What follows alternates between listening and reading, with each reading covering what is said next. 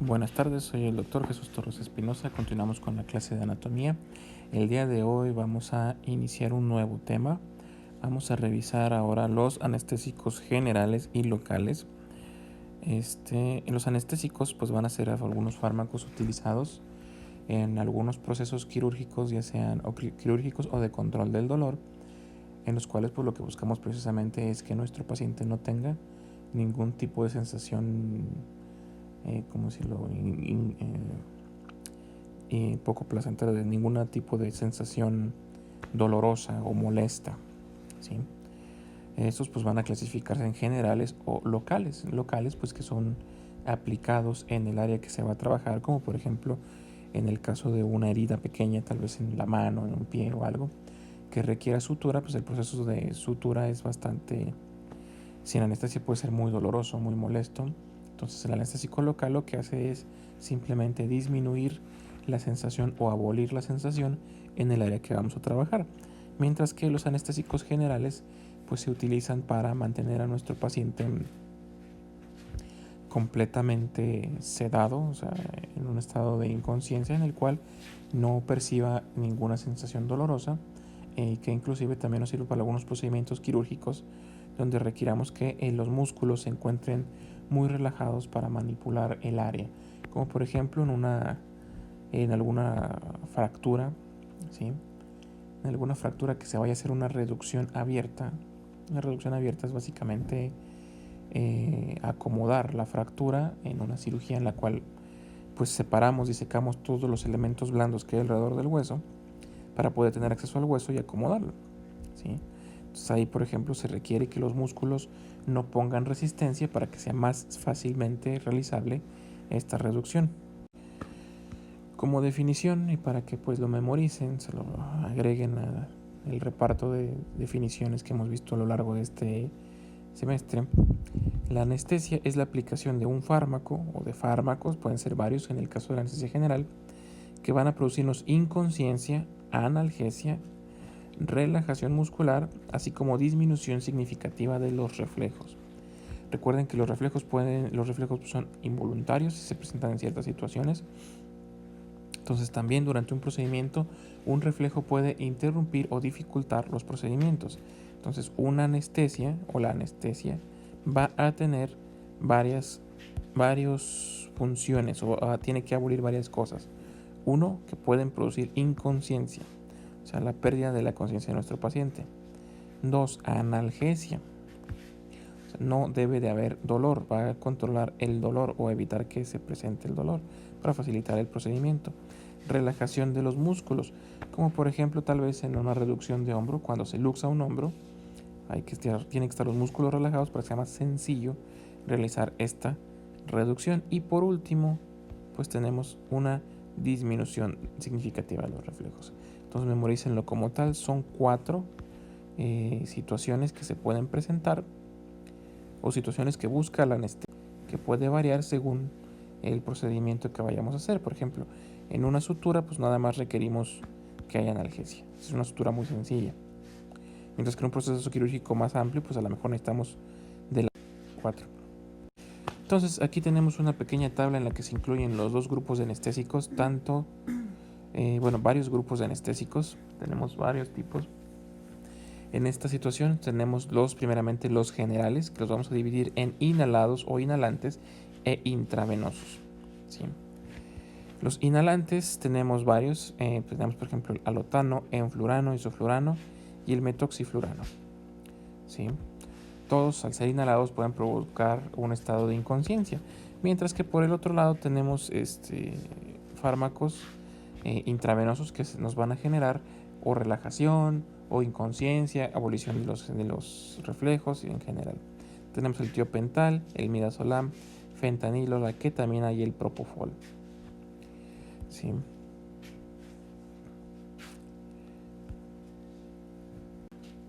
Más adelante pues podremos ver ya los locales, los agentes locales que se pueden utilizar. Normalmente pues utilizamos lidocaína a diferentes concentraciones, incluso en los bloqueos. Luego más adelante les explicaré qué son los bloqueos. Ahora, la anestesia tiene que tener forzosamente 4 etapas. aunque vamos a ver estas etapas completas principalmente en una persona que sufre una anestesia general, donde buscamos que estén presentes los 4 efectos anestésicos.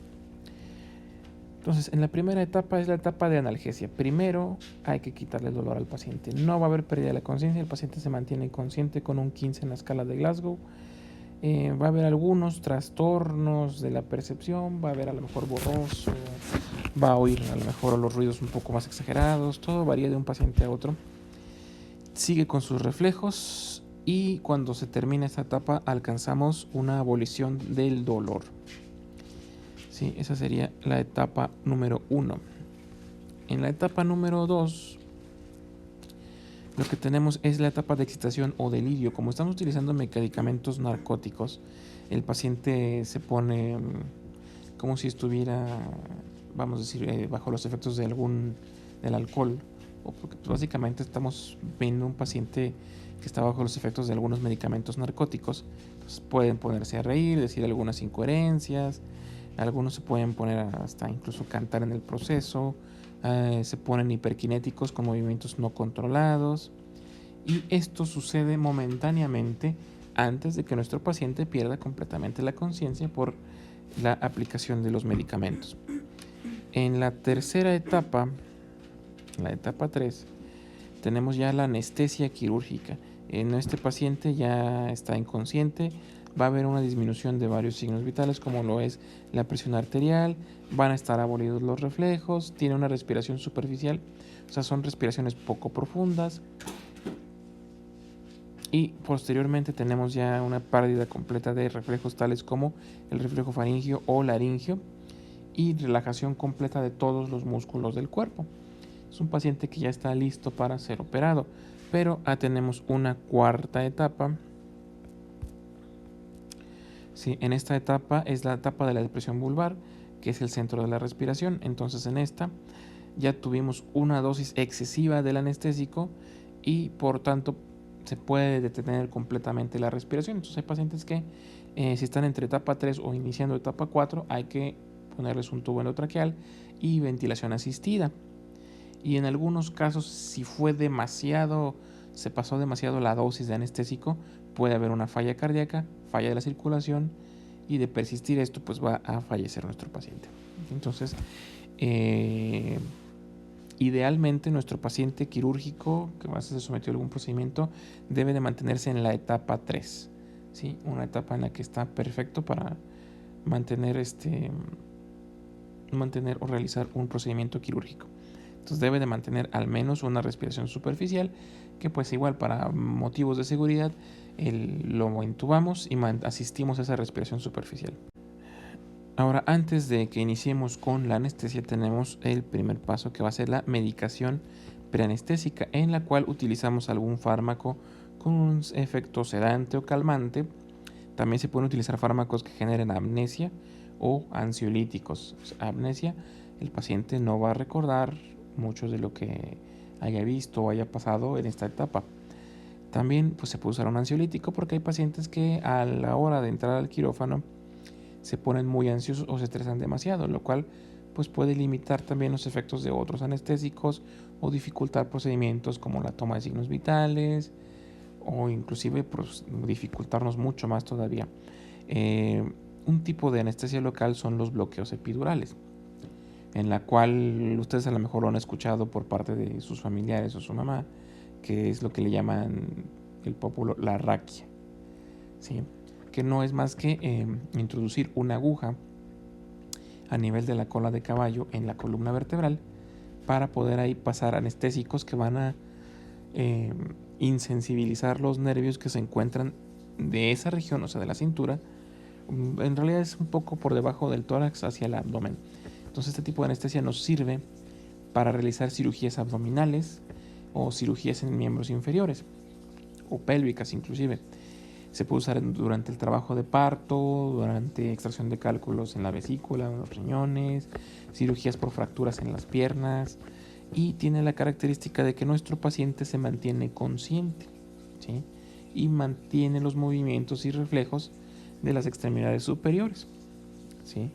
Pero por ejemplo tenemos un paciente que está muy ansioso, muy estresado, pues puede estarse moviendo, puede dificultarnos la cirugía, puede estar interrumpiendo, o sea, se alteran sus signos vitales, puede subir su frecuencia cardíaca. Entonces tendríamos que pasar ya a una anestesia general, a dejar inconsciente a nuestro paciente completamente relajado para que se facilite el procedimiento. ¿Sí? Entonces, estos fármacos que acabo de mencionar, tanto sedantes como amnésicos como ansiolíticos, pues nos van a reducir esa excitabilidad que puede presentar un paciente estresado y riesgos en el efecto anestésico. Estamos como que preparando al paciente para anestesiarlo. En este caso, el más utilizado es el midazolam.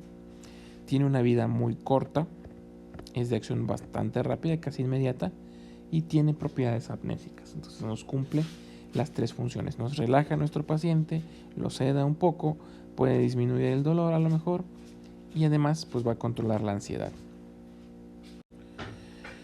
Luego vamos a iniciar a hablar un poquito más a fondo de los anestésicos generales. Estos tenemos de dos tipos, tanto inhalados, que se van a administrar con mascarilla y con apoyo de oxígeno, y los que se eliminan estos se van a eliminar por la vía respiratoria. Tiene una vida muy corta e inclusive con el hecho de suspender su administración por vía inhalada se suspende su efecto, son así muy rápidos.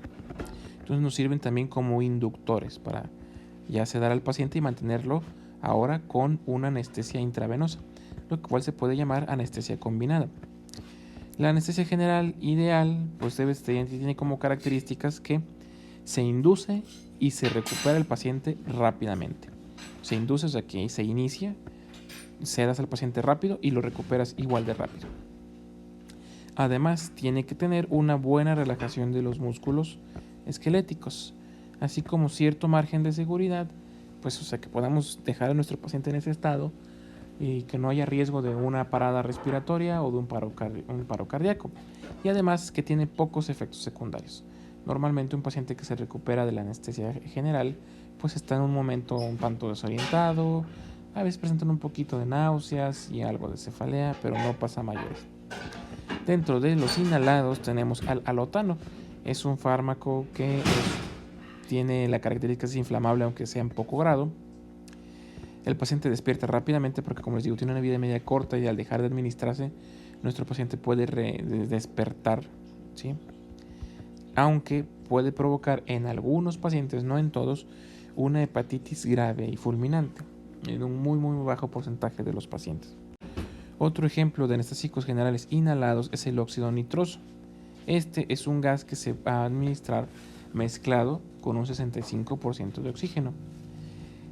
Si se administra, no podemos administrarlo al 100%, porque si administramos puro óxido nitroso, nuestro paciente podemos provocarle una asfixia y obviamente una muerte. Este gas no es inflamable y va a potenciar el efecto de otros fármacos anestésicos. Entonces, por eso de ahí que se puede utilizar de forma combinada, ¿sí? Luego tenemos el tiopental como ejemplo de fármaco con el que se puede mezclar el óxido nitroso.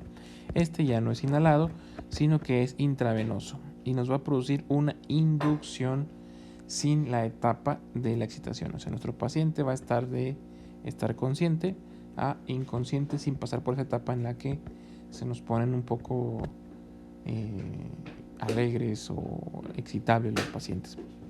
Su efecto es muy corto, dura de 4 a 7 minutos, entonces hay que reforzar una anestesia con este. Es un anestésico para inducción con otros anestésicos de una vida media un poco más prolongada. Se va a redistribuir al tejido adiposo, ¿sí? En la dosis única, por tanto, por esa razón, tiene una vida media tan corta. Por hoy terminaríamos aquí la clase, continuamos mañana con este mismo tema para terminar de revisar este asunto de los anestésicos.